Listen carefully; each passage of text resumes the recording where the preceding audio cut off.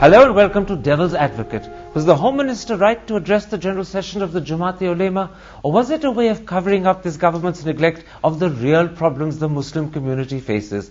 Those are the issues I shall discuss today with the Minority Affairs Minister, SALMAN KHURSHID. Mr. Khurshid, let's start with the Home Minister's decision to address the General Session of the Jamiat-e-Ulema in Hind. Given that Indian Home Ministers don't address the Catholic Bishops' Conference, the Sikh Sangat or Sadhu Sammelans, is it fitting that he should have addressed 10,000 ulema? Well, I'm not sure on my facts about Indian ministers not attending other religious gatherings. But I certainly know that as far as the Jamiat-e-Ulema in Hind is concerned, our senior leaders have been to their conventions in the past. But not your senior ministers, maybe leaders of the party. There's a distinction between the party and the government. This is the Home Minister of a secular government suddenly addressing 10,000 ulema. Well, they may be ulema, they may be ordinary workers, they may be ordinary people, but this is an important segment of our society, and there has to be dialogue. And I think many of their concerns are often directed not as most of us, but at the Home Minister, the concerns about security. And they did, in fact, take a very positive position on terrorism, and I think the Home Minister felt that he should go and encourage them on And this. they took a very strange and if not questionable position on Vande Mataram, but I'll come to that in a moment's time, and they did that on the very day the Home Minister went. One small question on that.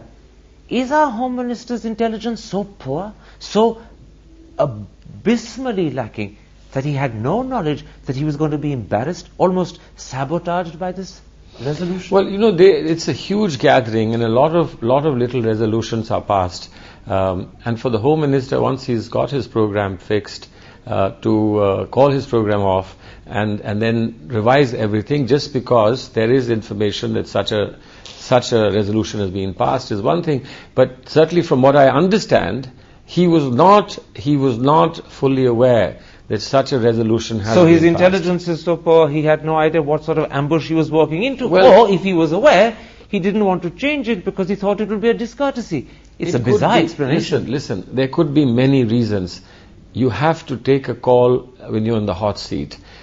Will your going be counterproductive? Will your not going be counterproductive? And I think he's taken a call. He's made a decision. He's taken the wrong call. He embarrassed the government. He embarrassed himself. And now he's bending over backwards to find explanations. I don't think so. I mean, I was asked the same day, and I took a position. And you didn't go. That's the important thing. You didn't attend the Jamaat, although you are Minority Affairs Minister. You perhaps had a responsibility to go. You didn't for that very reason, I presume. There could have been many reasons for my not going, but let me just put one fact straight. This was not the Jamaat. There are two factions of the Jamaat. Mr. Asad Madni, who was the president, his brother became the president after him and remains the president of one faction of the Jamaat.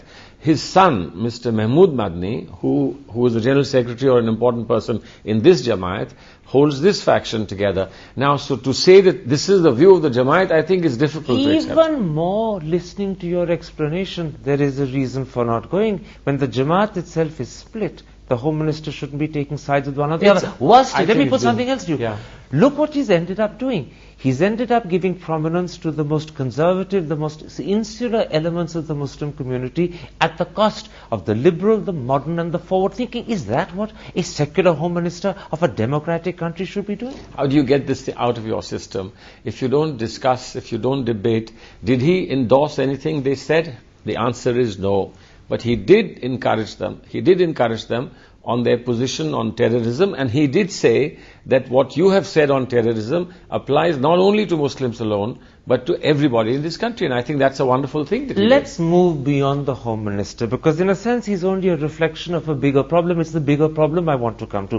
Why does your government, whether it's the Home Minister or whether it's the other elements of the government, continually identify Indian Muslims in terms of their religion rather than in terms of their appalling economic circumstances, their poor political representation and their bad schooling facilities? Why don't you look at those instead? Listen, this would be right if we hadn't worked so hard on such a committee. If we hadn't actually set up such a committee, if we hadn't accepted the recommendations of such a committee, and we weren't now at this very moment in the process of setting up the Equal Opportunity Commission. This is very interesting.